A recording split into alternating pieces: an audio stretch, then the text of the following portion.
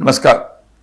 अभी 48 वर्ष के पहले की घटनाक्रमों को याद करना थोड़ा कठिन ही होता है, लेकिन आपातकाल और उसके विरुद्ध के संघर्ष ऐसे है, उसके एक एक तफसील भी याद रखने वाले जैसे बात है। तो मैं उस समय बंगलुरु विश्वविद्यालय में एमए के विद्यार्थी था और जयप्रकाश नारायण जी का आंदोलन जो पहले गुजरात और बिहार में विद्यार्थियों के आंदोलन देशव्यापी होते रहा, तो अखिल भारतीय विद्यार्थी परिषद के प्रदेश स्तर के कार्यकर्ता के नाते मैं भी उस आंदोलन में सहभागी रहा। जयप्रकाश नारायण मई के दूसरे और तीसरे सप्ताह में बेंगलुरु में उनका प्रवास था।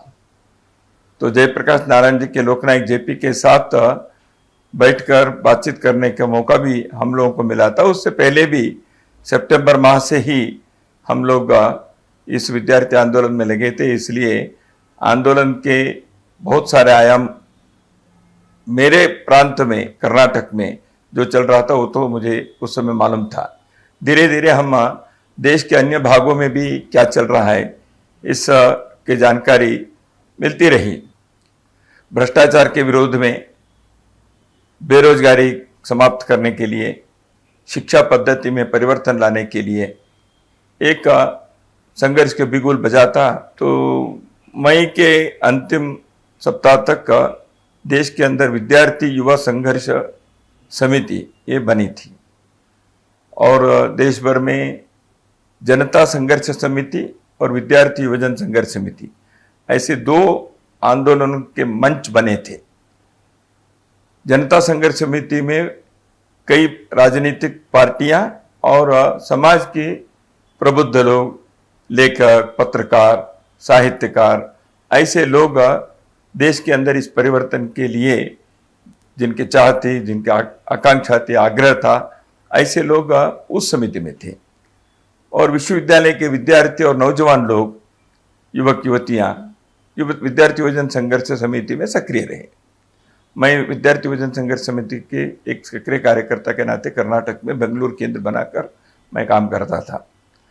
जैसे मैंने कहा, मैं एमए के विद्यार्थी था, तो स्वाभाविक रूप से कैंपसों में घूमकर कार्य करना हमारा दायित्व था। जून के महीने में 3 महत्वपूर्ण घटनाएं इस संघर्ष में हुई।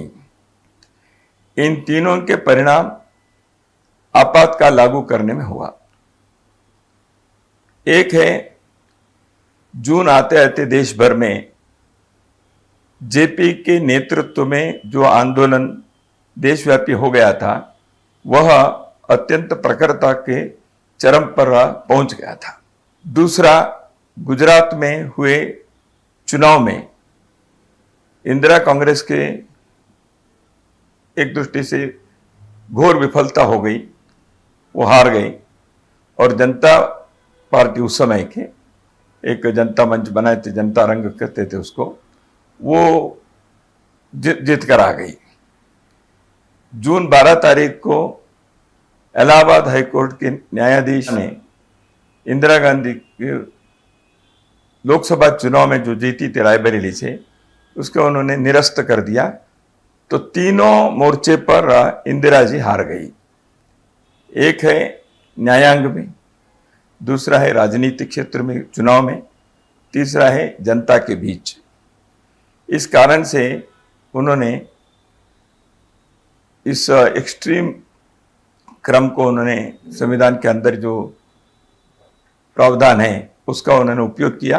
25 जून को रात्रि आपातकाल घोषित कर दिया। उन दिनों में कि न मोबाइल, न टीवी, न कुछ था।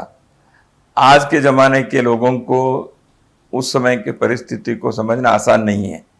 50 साल पहले हिंदुस्तान में टीवी नहीं थी और कंप्यूटर्स नहीं थे, ईमेल और मोबाइल आज हैं तो वो नहीं था। तो न्यूज़ कैसे मालूम हुआ? बीबीसी से और आकाशवाणी से घोषणा होते ही पता चला। हम लोगों को सुबह 6 बजे के न्यूज़ से समाचार मिला। संघ के शाखा में गांधीनगर बेंगलुरु में मैं और बाकी मित्र जो शाखा में थे, हमको शाखा जाते जाते समाचार मिल गया। पार्लियामेंट के कमेटी के काम के लिए अटल जी, अडवाणी जी, मधु दंडवते जी और एस.एन. मिश्रा जी ये बेंगलुरु आकर रुके थे। शाखा के समाप्ति होते ही हम लोग वहाँ गए और अटल जी, अडवाणी जी स्नान वान करके नीचे जलपान के लिए आ रहे थे। उनके आगे के कार्यक्रम के लिए उनको जाना था। तो हमने कहा इमरजेंसी हो गई। किसने कहा ऐसे? शायद उनको तब तक जानकारी भी नहीं थी या जानकारी होगी, उन्होंने पूछा। तो हमने कहा रेडियो में सुना हमने और ऐसे हुआ। तो अडवाणी जी तुरंत UNAPTA को फ़ोन लगाओ, ऐसे करके फ़ोन लगाना है, स्टेटमेंट देना है फ़ोन पर इसके खंडन करते हुए। अटल जी ने कहा क्या कर रहे हैं? ने मैं स्टेटमेंट देता हूँ, अपने तरफ से वक्तव्य देना। अटल जी ने कौन छापने वाला है? तो अटल जी को पता चल गया था कि इमरजेंसी घोषित होते ही प्रेस संसार भी साथ साथ हो गया है, तो इसलिए ये स्टेटमेंट अगले दिन कोई छापने वाला नहीं है। जलपान के लिए न जाते हुए वो अपने कमरे में वापस गए, हम भी पीछे पीछे गए। थोड़े समय के अंदर पुलिस आ गई। तो उस ऐतिहासिक क्षण के लिए मैं साक्षी रहा। अटल जी, अडवाणी जी, एस.एन. मिश्रा जी तीनों को पुलिस ने गिरफ्त करके हाईग्राउंड पुलिस स्टेशन पर लेके गए। उनके ऊपर मीसा लग गया। हम लोग वापस गए, अंडरग्राउंड हो गए हम। तो जून के महीने में विद्यार्थी परिषद का अभ्यास वर्ग था। हम अंडरग्राउंड में ही उस अभ्यास वर्ग का आयोजन किया 3 दिन। वापस आने तक हम लोगों के ऊपर भी मीसा लग गया है ऐसे पता चला, तो हम भूमिगत हो गए।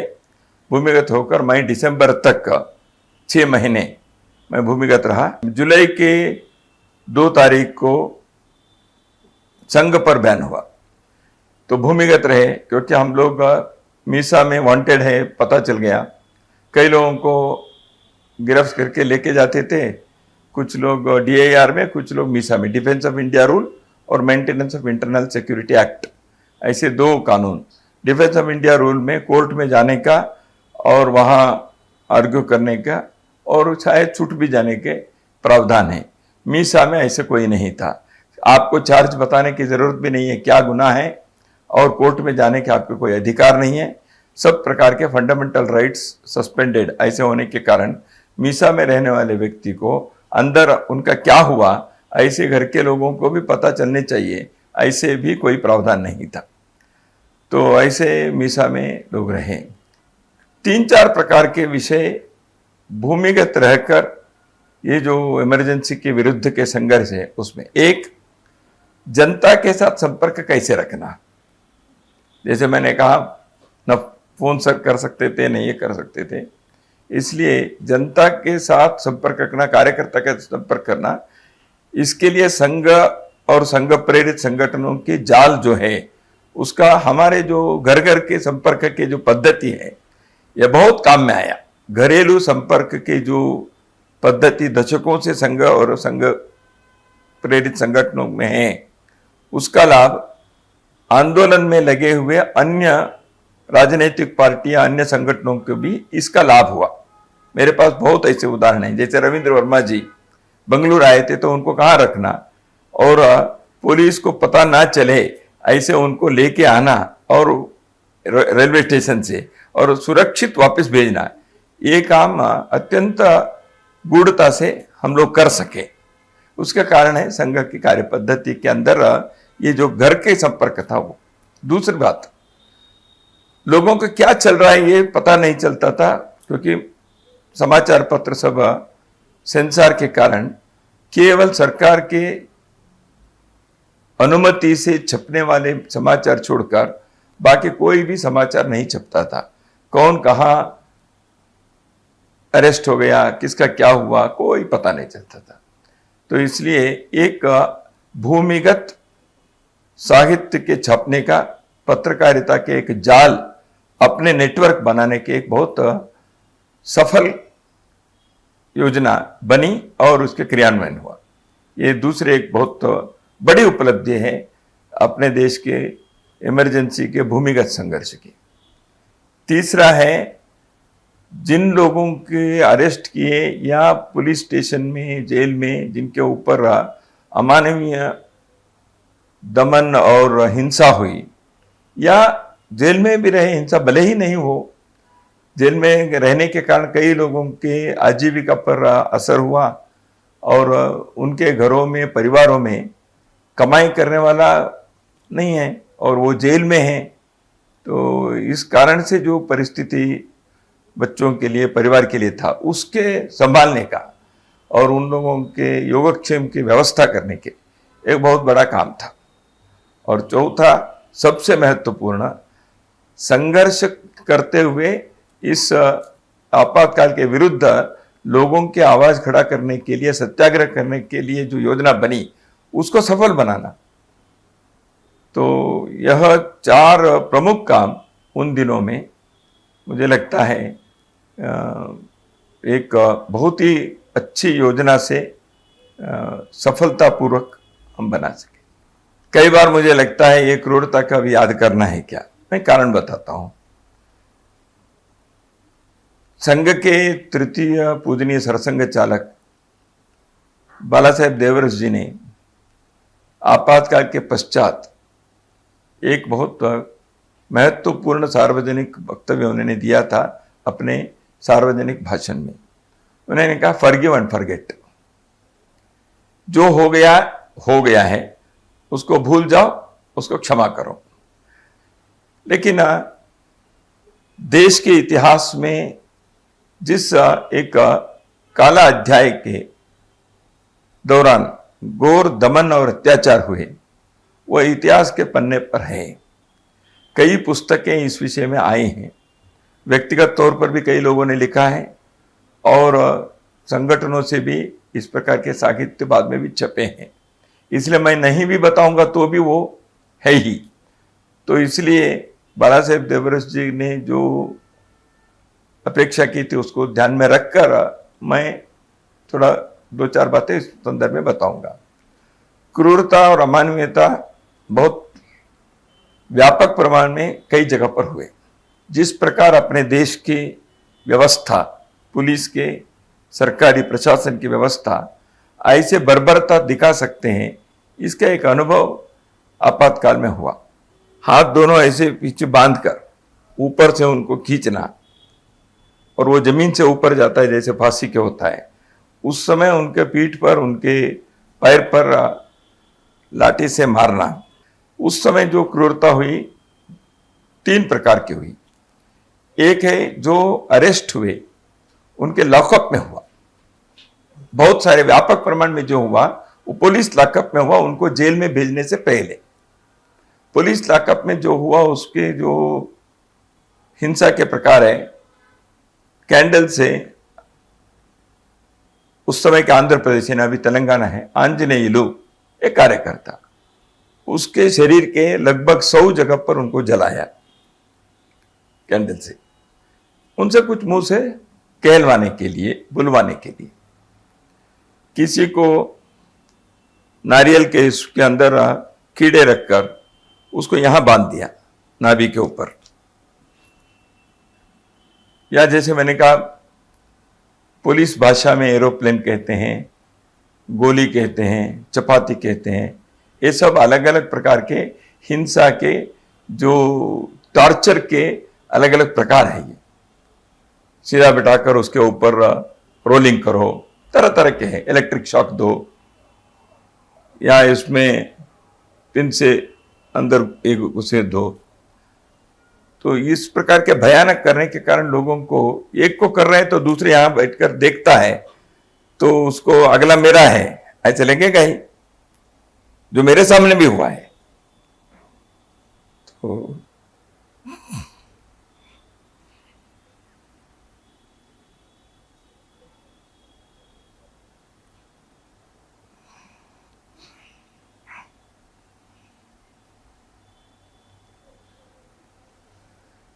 बहुत लोग जो जेल में आए, ऐसे लोगों का उस समय जेल के अंदर कई लोगों को आने के बाद लॉकअप में 3 दिन 4 दिन जिस प्रकार उनके साथ ये अमानवीय अत्याचार हुए, वो उस स्थिति में जेल में आने के बाद उनको 10 दिन 15 दिन मालिश करना, ये सब महीने तक किया। कुछ लोग जीवन भर विकलांग हो गए। कुछ लोगों के जीवन भर किसी न किसी प्रकार की व्याधि हो गई। कुछ लोगों को जीवन भर आंखें चली गई। तो ये हुआ है।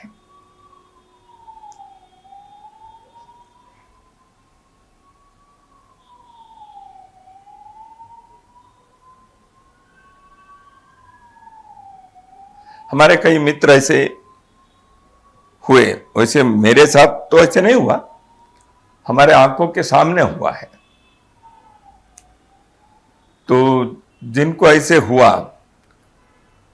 उन्होंने बाद में किसी भी प्रकार के उनके मुंह से कोई अपशब्द नहीं आए और उन्होंने इस आंदोलन से दूर नहीं गए, या उनके घर के लोग संगठन को नहीं छोड़े। कर्नाटक में राजू करके एक उसके हत्या हो गई पुलिस स्टेशन के अंदर। तो ऐसे कई प्रकार के लॉकअप की जो हिंसा है ना, वो देश भर में बहुत जगह पर हुए हैं। दूसरा एक है कि बाहर होने वाले, मैं बेंगलुरु के एक घटना जानता हूं, मैं बहुत सारे देश भर के भी मालूम है।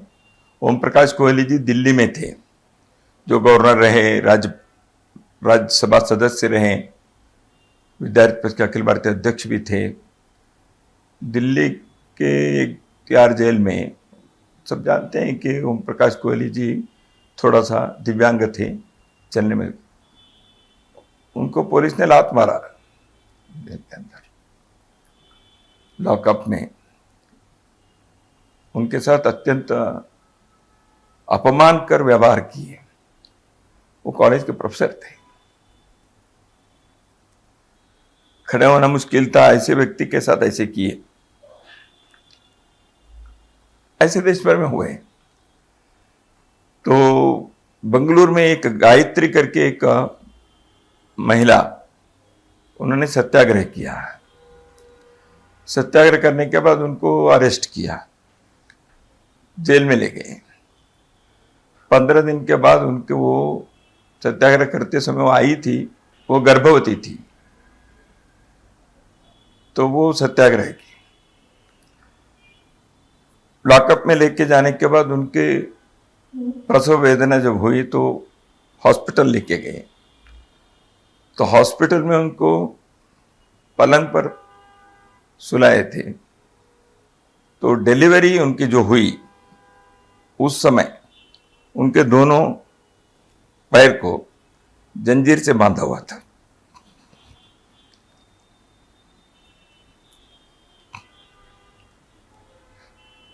उन बातों को आज याद करने से अपने मन अनावश्यक यातना में या खराब से यह होता है। तो गर्भवती महिला कहीं भाग जाएगी, ऐसे तो नहीं है। और डिलीवरी हो गई तो उनको बांध के रखने की क्या जरूरत थी। उत्तर भारत में व्यापक प्रमाण में नसबंदी क्या हुआ, पकड़ पकड़ कर किए। 20 प्रोग्राम्स और 20 पॉइंट प्रोग्राम और 4 पॉइंट प्रोग्राम थे। उस समय के सरकार के प्रशासन के चलाने वाले चौकड़ी थी,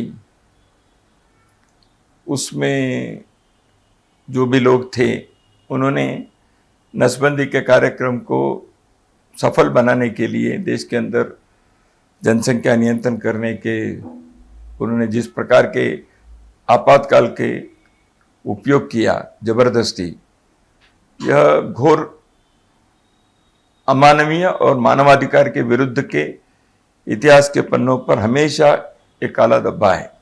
शाह कमीशन के सामने भी यह सब बाद में आया था, जेल के अंदर भी हुआ। जेल के अंदर बाकी जो कैदी रहते हैं, क्रिमिनल केसेस में आए हैं, उन लोगों को राजनीतिक कैदियों के खिलाफ उकसा कर, उन लोगों के झगड़ा करवा के उनसे मारपीट करवाया। उनके हाथ में सब प्रकार की चीजें हैं। ये राजनीतिक कैदियों के पास निहत्थे थे। जेल के अंदर ऐसे जानबूझकर करवाने का प्रयत्न किया, झगड़े हो गए ऐसे। बल्लारी जेल में लगभग 25 लोग हाथ के पैर के हड्डी टूट गई, महीनों तक उनको अस्पताल में रखना पड़ा। जनसंघर्ष समिति जो बनी, वो लोक संघर्ष समिति, LSS कहते थे। ऐसे हुआ, जयप्रकाश नारायण के नेतृत्व के आंदोलन जब प्रारंभ हुआ, उस समय एक समिति बनी, जनता संघर्ष समिति। वो आंदोलन के लिए था। उसके सामने कुछ मांगे थी। देश के अंदर एक संपूर्ण क्रांति की आवाज जयप्रकाश नारायण जी ने उठाई थी। उन मांगों को पूरा करने के लिए सरकार के सामने एक लोकतंत्र के तहत एक आंदोलन करने के लिए मंच बना था। जब आपातकाल घोषित हो गया, लोक संघर्ष समिति करके नहीं बनी। इस आपातकाल के विरुद्ध पहले संघर्ष करना है, पहले की डिमांड तो थे ही। तो इसलिए आपातकाल के विरुद्ध के संघर्ष के लिए पहले जो संघर्ष समिति बनी, लोक संघर्ष समिति, उसके सेक्रेटरी थे नानाजी देशमुख। तो उस नानाजी देशमुख अगस्त के 75 में उनके गिरफ्तारी हो गई। उनके गिरफ्तारी होने के बाद रविंद्र वर्मा जी उसके सचिव बने, महासचिव। उनके भी अरेस्ट होने के बाद माननीय दत्तोपंत ठेंगड़ी जी उसके सचिव बने। दत्तोपंत ठेंगड़ी जी अंत तक अरेस्ट नहीं हुए, भूमिगत रहे। उनको पुलिस पकड़ नहीं पाई। तो पुलिस को पता नहीं चलना, यात्रा करना, अलग नाम से करना, वेश बदल कर करना, ये सब हमने किया था उन दिनों में। जैसे भूमिगत आंदोलन के तरीके होते हैं वो सब किए हैं। जैसे अभी प्रधानमंत्री के बारे में कहते हैं, उस समय वो सरदार बनकर घूम रहे थे। ऐसे देश भर के लोग अलग अलग प्रकार से वेश पहनकर हम जाते ही थे। लोकतंत्र के, प्रजातंत्र के अंतर्गत ही अपने को संघर्ष करना चाहिए, संविधानात्मक ढंग से ही करना चाहिए। बंदूक उठाकर क्रांति नहीं करनी है, शस्त्र उठाकर संघर्ष करके आपातकाल का विरोध करना ये गलत है। ऐसे समिति के स्पष्ट अभिप्राय था। लोगों को हिंसा के मार्ग पर नहीं लाना, यह स्पष्ट निर्देशन था। सत्याग्रह नवंबर 14 तारीख से प्रारंभ करना यह तय किया। सत्याग्रह ने कैसे, किसी भी सड़क के चौराहे पर या किसी जगह पर, बस स्टैंड पर, रेलवे स्टेशन पर जितने संख्या में हो सकते उतने संख्या में लोग आना, आपातकाल के विरुद्ध में 2-4 नारे लगाना, अपने डिमांड जो है उसके नारे लगाना, पुलिस आएगी, पकड़ेगी, लेके जाएंगे, सत्याग्रह करना, जेल भरना, यह तय था। और यथासंभव साहित्य पर्चे उसको लोगों को दे देना, क्योंकि हमको देने के लिए कोई और रास्ता नहीं था, ओपनली हम नहीं दे सकते थे। इसलिए सत्याग्रह के लिए जाते समय जेब में, थैली में पर्चे रखो, उसको सबके लिए दे दो। तो ये सत्याग्रह के तरीके थे। तरह तरह के सत्याग्रह हुए और भी हुए। इस आपातकाल को जनता ने स्वीकार नहीं किया है, यह लोकतंत्र के विरुद्ध है, लोकतंत्र के दमन हो गया है। इसलिए इसके लिए विरुद्ध आवाज उठाना, समाज मरा नहीं है, यह स्तब्ध नहीं है, ऐसे दिखाना, यह बहुत बड़ा एक उद्देश्य था सत्याग्रह का। लगभग 49,000 से अधिक लोग सत्याग्रही अरेस्ट हुए। संघ इस सारे जयप्रकाश नारायण आंदोलन में और बाद में संघर्ष के संदर्भ में ने आपातकाल के विरुद्ध के संघर्ष में काम किया है। संघ के समर्थन में बहुत सारे, जैसे मैंने पहले कहा, देश भर में नेटवर्क बना। तो इसलिए संघ को दमन करना यह मुख्य बात होने के कारण अन्य 25 संगठन के साथ संघ को भी बैन कर दिया था। इसलिए संघ पर प्रतिबंध लगाना और संघ के दमन करना, यह सरकार के वरिष्ठों के, नेताओं के, प्रधानमंत्री उस समय के, उनके स्पष्ट उद्देश्य था।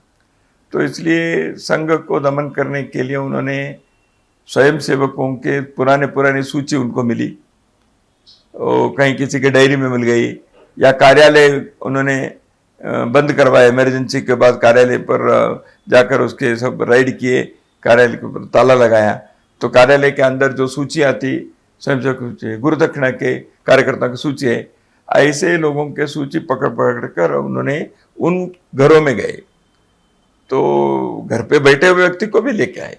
तो इसलिए उनको संघ की व्यवस्था के पद्धति की सूची का लाभ उनको मिला, तो वो भी किया है। कई जगह पर संघ के कार्यकर्ता सरकारी या कॉलेज में नौकरी में है, बैंक में नौकरी में है, तो दबाव डालकर उनको वहां से ये किया, तुमको सस्पेंड कर देंगे, ये कर देंगे, इस प्रकार के उनके नौकरी के वगैरह वगैरह किया। या व्यापारी वगैरह है तो उनके ऊपर किसी न किसी प्रकार से कानून से कई लोगों को दबाव डालने का प्रयत्न किया।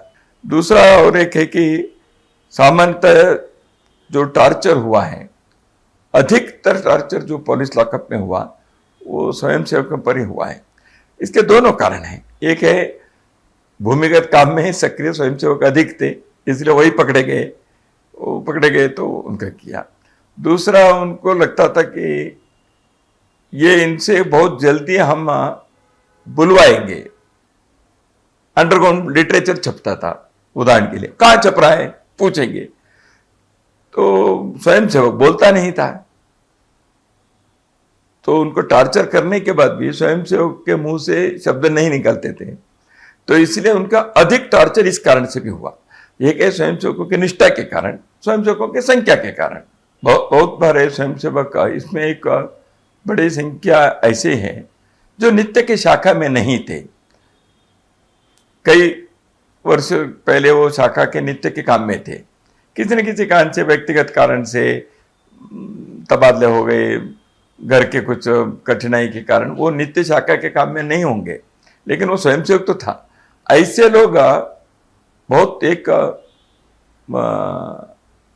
हमारे लिए गर्व के विषय है, बहुत बड़ी संख्या के ऐसे स्वयंसेवक का आपातकाल में भागे नहीं, दूर नहीं गए, उल्टा वो सक्रिय हो गए। क्योंकि उन्होंने क्या कहा, देखो हम स्वयंसेवक है, पुलिस को पता नहीं है, क्योंकि हमारे नाम अभी सूची में नहीं है, इसलिए हमारे घर का उपयोग करिए। हमारे घर में भूमिगत कार्यकर्ता रुके, भोजन करे, क्योंकि हमारे घर पुलिस के राडार में नहीं है। ये कहने की हिम्मत कार्यकर्ता स्वयंसेवकों ने की उस समय। ऐसे कई स्वयंसेवकों ने जो जेल में रहे सत्याग्रह करके या ऐसे ही अरेस्ट होकर जो गए, उनके परिवार के संदर्भ में जगह जगह पर सूची बनाकर उनके घर में महिला है, बच्चे हैं, उनके भोजन की व्यवस्था वगैरह करने के लिए उन्होंने लिस्ट बनाई। अपने तरह से उन्होंने कंट्रीब्यूशन किए, अपने घर से कुछ व्यवस्था, आर्थिक सहायता की। ऐसे जगह जगह पर इसके कार्यकर्ताओं ने व्यवस्था की। तो इस व्यवस्था के कारण बहुत सारे स्वयंसेवकों के घर में भले ही कमाई करने वाला व्यक्ति नहीं था, कुछ न कुछ ऐसे मदद हुई। ऐसे भी हैं, 2-4 जगह पर लड़की की शादी तय हो गई थी, तो ऐसे भी मुझे मालूम है, कई घटनाएं ऐसे हैं। स्वयंसेवकों ने, बाकी लोगों ने वो शादी न रुके, न टूटे, भले ही वो जेल में है, पिताजी चिंता मत करो, ऐसे करके खड़े होकर शादी भी करवाई। तो ये कार्यकर्ताओं ने किया है। दूसरे संगठन, दूसरे पार्टी, उनके लिए भी स्वयंसेवकों ने किया है। संघर्ष में जो थे उन सबके लिए करना यह था। जेल में रहने वाले संघ के प्रमुख कार्यकर्ता सामान्यतः अपने संघ के स्वयंसेवकों को बाहर के जब मिलने वगैरह आते थे जेल में, यही उन्होंने बताया, सभी के साथ समान व्यवहार होना चाहिए। इसलिए मुझे याद है, सर्वोदय के 2 कार्यकर्ताओं के घर में कर्नाटक में जब परिस्थिति अच्छी नहीं थी, संघ के स्वयंसेवकों ने उनकी व्यवस्था की। मैं ये नहीं कहना चाहता, उसको कोई क्रेडिट नहीं लेना है, संघर्ष में हम सब साथ हैं। एक दूसरा और एक था, संघर्ष के लिए भी राशि चाहिए थी, लिटरेचर छपना है, प्रवास करने हैं, ये सब करना था। संघर्ष के लिए जो संघर्ष निधि चाहिए, वो भी स्वयंसेवकों ने समाज से इकट्ठा की। किसी भी देश में लोकतंत्र जहां है, वहां लोक की आवाज को दमन करने के, कुचलने के कोई भी प्रयत्न, वह सफल नहीं हो सकता। और कुछ समय के लिए आप दमन कर सकते हैं, जैसे 20 महीने आपातकाल रहा, लेकिन दमन नहीं हो सकता। लोगों की आवाज हमेशा एक लोकतांत्रिक व्यवस्था में वो बुलंद रह सकती है, उसको बुलंद रखना चाहिए। आपातकाल के विरुद्ध के संघर्ष क्यों सफल हुआ? क्योंकि इस प्रकार लोगों के जागरूक रखने के और एक संगठनात्मक नेटवर्क रखने के उस समय के नेतृत्व ने इस विषय के बारे में लोगों के लिए योग्य मार्गदर्शन दिया, ऐसे लोगों को तैयार किया था। उस आंदोलन में विशेष करके ये विद्यार्थियों के, युवजनों के एक आंदोलन से देश भर में एक परिवर्तन के लिए आंदोलन चला। इसलिए देश के नौजवान विद्यार्थी और नौजवान लोग देश समाज के बारे में जागरूक रहकर समय समय पर अपने आवाज को उठाना, सही दिशा क्या है इसके बारे में निर्णय करते हुए एक प्रबल जनशक्ति की आवाज बनना, यह यदि हमेशा उनकी ट्रेनिंग रहना ये होता है तो समाज के लिए हमेशा वो एक रक्षा कवच बनता है, एक आशादीप बनता है। तो मुझे लगता है वो होना चाहिए हमेशा। दक्षिण भारत में उसके नेतृत्व दिए माननीय होवे शेषाद्री जी ने, बेंगलुरु केंद्र था उनका। पूरे दक्षिण भारत के उस समय 4 राज्य थे, अभी तो तेलंगाना आंध्र मिलाकर 5 राज्य हो गए। उन 4 राज्यों के उस समय पूरे उन्होंने साहित्य के नेतृत्व उन्होंने दिया। कैसे? जगह जगह पर हमने प्रेस ढूंढे, रात को प्रेस काम करना, और प्रेस काम करना आवाज नहीं आना, तो इसलिए बहुत उसके लिए मशक्कत करने पड़ती थी। तो 2 पन्ने के 4 पन्ने के पत्र पत्रिकाएं छपवाना, उसमें न्यूज आइटम अन्य देश के अन्य भागों में क्या चल रहे हैं इसके बारे में जानकारी इकट्ठा करना। ये जानकारी इकट्ठा कैसे करना, वो थोड़ा सा हम कुछ फोन का भी उपयोग किए, भूमिगत इसमें अलग अलग नाम से किए, प्रवास करने वाले लोगों से लिखवा कर लाते थे, एक नेटवर्क शुरू किया था। इसके लिए ही कुछ कार्यकर्ता प्रवास करते थे। वो बाकी कोई उनके बैठक लेना, सत्याग्रह की तैयारी करना, वो काम उनके पास नहीं था। वो एक दृष्टि से पत्रकार जैसे अंडरग्राउंड पत्रकार कार्यकर्ता थे। वो कोई पत्रिका क्षेत्र के सभी नहीं थे, लेकिन न्यूज कलेक्ट करके उसको लिखना। और लेखक लोगों को एक जगह जगह पर बनाते। 2 बार लेखक लोगों के कार्यशाला किए कर्नाटक में। उन दिनों में तो मैं तो कर्नाटक में था, ऐसे देश के अन्य भागों में भी जरूर किए होंगे। हम अलग अलग नाम से, उदाहरण के लिए कर्नाटक के 4 जगह पर या महाराष्ट्र में अलग अलग नाम से अंडरग्राउंड की पत्रिकाएं छपती थी, मराठी में, कन्नड़ में, तेलुगु में, हिंदी में। उस राज्य में वो नाम भी अलग अलग थे।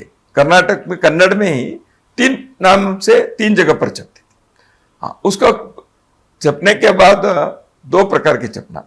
एक है प्रिंटिंग प्रेस, वो आवाज करता है, पुलिस पकड़ सकते हैं, इसलिए हाथ से साइक्लोस्टेल करना, घुमा घुमा कर साइक्लोस्टेल करना। रातों रात काम करते थे, 1,000 प्रति निकालना रात भर काम करके। उसको सुबह 3:30-4 बजे से 5 बजे के बीच सामान्यतः जाना, सड़क पर घर के गेट के पास जहां पेपर रखते वहां डाल देना। ऐसे हम करते थे। तरह तरह के किए। वो सिनेमा देखने गए, उदाहरण के लिए मतलब कैसे किया, एक जगह पर सिनेमा देखने के लिए 4 लोग गए, हाथ में वो पत्रिका के जेब में वह सब रखे गए, तो वहां बालकनी सीट में गए ऊपर के, तो वहां से उसको धीरे धीरे ऐसे नीचे कर दिया। तो कई जगह पर बालकनी ऐसे होता है, तो बालकनी के ऐसे किया तो नीचे करके अंधेरे में बाहर चले गए। तो वो सारे पेपर नीचे गिर गए, इतने लोगों के हाथ में गए। तो डिस्ट्रीब्यूट करने के तरीके अलग अलग थे। जेल में सुबह से शाम तक कैंप जैसे हम चलाते थे। 2 प्रकार के कैदी थे, जो इमरजेंसी के कैदी, आपातकाल के। तीसरे प्रकार थे जो अन्य प्रकार के क्राइम्स करके अपराधी जो आते थे समाज में, हमेशा जो जेल में DAR, जिनके केस चलते हैं, कोर्ट में लेके जाते हैं, ऐसे DAR के जो कैदी हैं वो अलग है। उनके 1 महीने या 15 दिन के लिए जेल से जैसे कई बार छूट जाते थे, बेल में जाते थे, ऐसे होता था। मीसा के हैं वो मीसा के लोगों के ऊपर कोई चार्जशीट नहीं, उनको ना कोर्ट है, ऐसे चलता था। तो इसलिए मीसा में रहने वाले लोगों के जीवन शैली अलग थी। तो मीसा में रहने वाले लोग आए तो बाहर जाएंगे, कब जाएंगे कोई पता नहीं है। बीच में एक बार ऐसे था, नीरेन डे सॉलिसिटर जनरल थे, उन्होंने सुप्रीम कोर्ट में एक आर्गुमेंट किया और उनके आर्गुमेंट को सुप्रीम कोर्ट में स्वीकार किया। आर्गुमेंट क्या था उनका, मीसा के लोगों देश की सुरक्षा के लिए उनको हम उनके ऊपर कोई चार्जशीट नहीं और कब तक रहना है इसकी कोई गारंटी नहीं है, दे में and their life in jail, ऐसे एक वाक्य उनका था। दूसरा उन्होंने कहा, तो आर्गुमेंट ऐसे किए, यदि देश की सुरक्षा के लिए उनको जेल के अंदर भी शूट किए तो भी कोई अपराध नहीं है सरकार पर। जेल में अंग्रेजों के जमाने के कानून बहुत है, अब ठीक हो गया है, वो कानून ही चलता था। अंग्रेजों ने उस समय जो किया था वो कानून चलते थे, तो जेल के अंदर संघर्ष किए, इस कानून के खिलाफ भी अंदर उसके लिए ज्ञापन देना, उसके खिलाफ करना, वही सत्याग्रह ने अंदर अनशन करना, ये सब किया। तो इस कारण से कुछ कानून बदलना पड़ा प्रशासन को, कुछ चीजें। संविधान के बारे में एच.वी. कामत जी ने एक कहा, it is not amending the constitution, it is not mending the constitution, but it is ending the constitution. ऐसे लोकसभा के सदस्य एच.वी. कामत थे, उन्होंने कमेंट किया सरकार ने क्या किया संविधान के साथ, it was almost ending the constitution. Amendment तो उन्होंने क्या किया, अमेंडमेंट जो आए उस अमेंडमेंट में बहुत सारे चीज़ों को उन्होंने किया। कुछ बातें ऐसी थी जो प्रियम्बल में जोड़ दिया उन्होंने,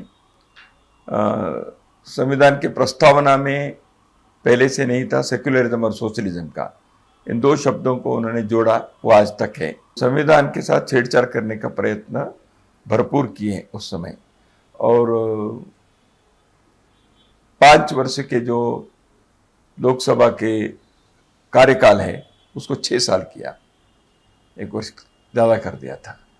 तो वो सारी चीज़ें जनता सरकार आने के बाद उसको फिर से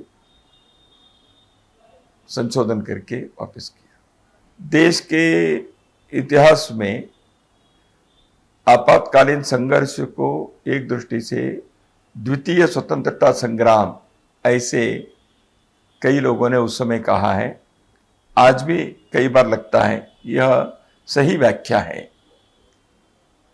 विदेशी शासन के खिलाफ एक संघर्ष हुआ, वो लंबे चला, एक स्वतंत्रता आंदोलन हुआ, लेकिन देश के अंदर के ही अपने लोगों ने संविधान के प्रावधान को दुरुपयोग करके देश के लोगों के आवाज को दमन करने के, और जयप्रकाश नारायण जैसे जिनके जीवन इतने स्वच्छ है ऐसे व्यक्ति को भी दमन करने के जो प्रयत्न हुआ, और सामान्य लोगों को तो हुआ ही, तो यह एक दृष्टि से द्वितीय स्वतंत्रता संग्राम कहना ये योग्य है, ऐसे मुझे लगता है।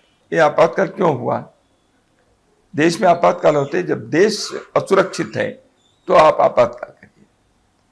व्यक्ति या पार्टी असुरक्षित है, अस्थिर है, उसके लिए संविधान का उपयोग करना या दुरुपयोग करना, यह लोकतंत्र में कभी भी नहीं होना चाहिए।